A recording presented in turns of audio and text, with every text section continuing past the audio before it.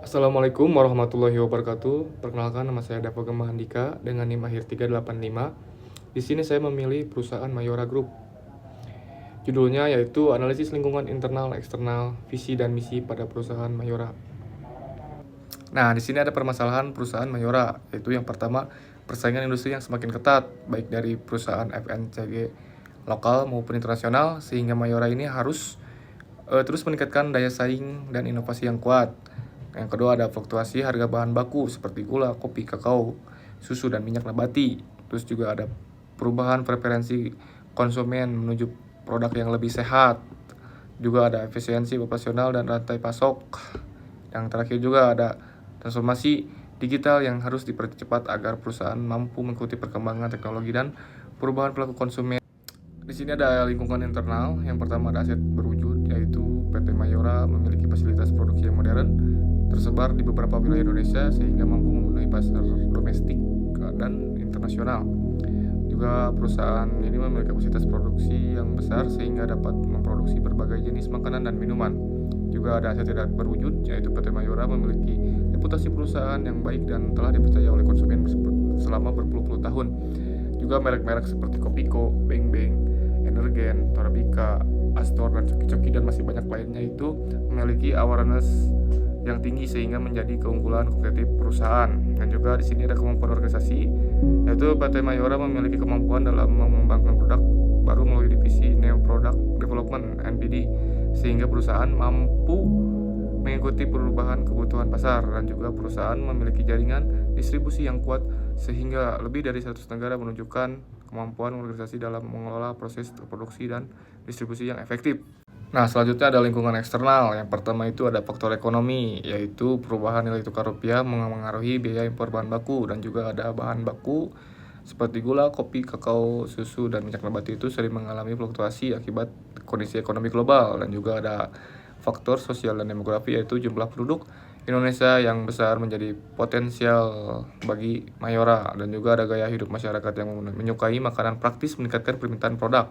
Juga ada faktor teknologi, yaitu memproduksi membantu meningkatkan efisiensi dan kualitas produk. Juga ada perkembangan e-commerce memperluas jangkauan pasar perusahaan. Juga di sini ada faktor persaingan industri, yaitu persaingan industri FMCG di Indonesia sangat ketat. Juga Mayora bersaing dengan Indofood, Wings Group, Nestle, dan yang lainnya. Juga di sini ada faktor politik dan regulasi, yaitu perusahaan wajib memenuhi standar BPOM dan sertifikat halal. Juga produk harus memenuhi regulasi keamanan pangan di dalam maupun di luar negeri. Di sini ada analisis SWOT. Yang pertama ada strength, kekuatan, yaitu memiliki fasilitas produksi modern dengan kapasitas produk yang besar sehingga mampu mempengaruhi permintaan pasar, dan juga memiliki jaringan distribusi yang luas sehingga lebih dari 100 negara sehingga memperkuat daya saing di pasar internasional. Juga memiliki merek-merek yang kuat dan dikenal luas, yaitu seperti Kopiko, Roma, Beng Beng, Torabika, Energen, Astor, dan Coki-Coki, dan masih banyak yang lainnya.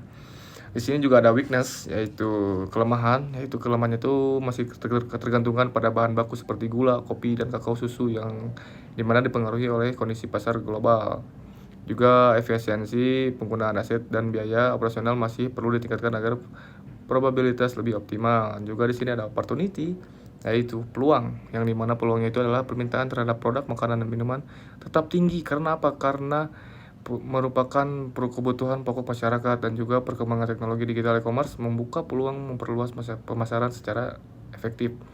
Dan di sini juga ada threat, yaitu ancaman, yaitu persaingan industri FMCG semakin ketat dengan banyaknya perusahaan lokal maupun multinasional yang menawarkan produk sejenis. Dan juga ada fluktuasi harga dan bahan baku nilai tukar rupiah yang meningkatkan biaya produksi.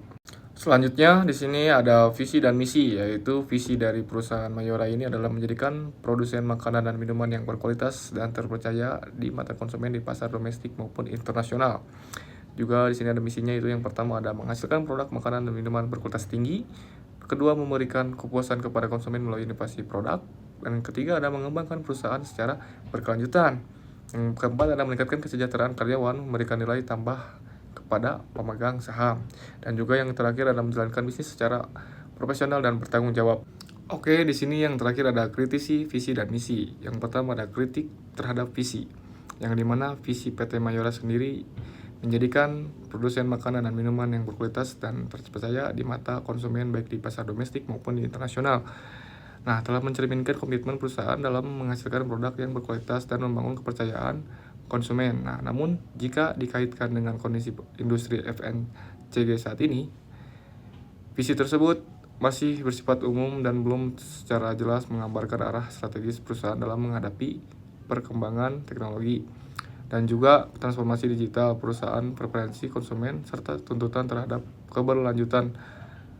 Oleh karena itu, visi perusahaan sebaiknya diperbarui dengan menambahkan komitmen terhadap inovasi, digitalisasi, dan praktik bisnis yang berkelanjutan agar lebih relevan dan dengan tantangan yang ada dan persaingan bisnis di masa depan.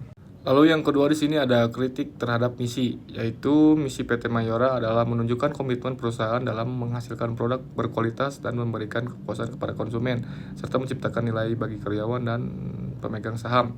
Namun misi tersebut belum secara tegas menjelaskan strategi perusahaan dalam menghadapi perusahaan lingkungan bisnis seperti meningkatnya permintaan produk sehat, pemanfaatan teknologi digital, efisiensi operasional, dan penerapan prinsip keberlanjutan yaitu ESG.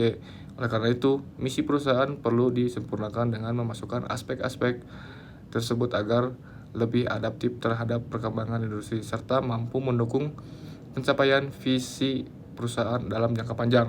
Mungkin cukup sekian dari saya. Maaf bila masih banyak kekurangan. Wassalamualaikum warahmatullahi wabarakatuh.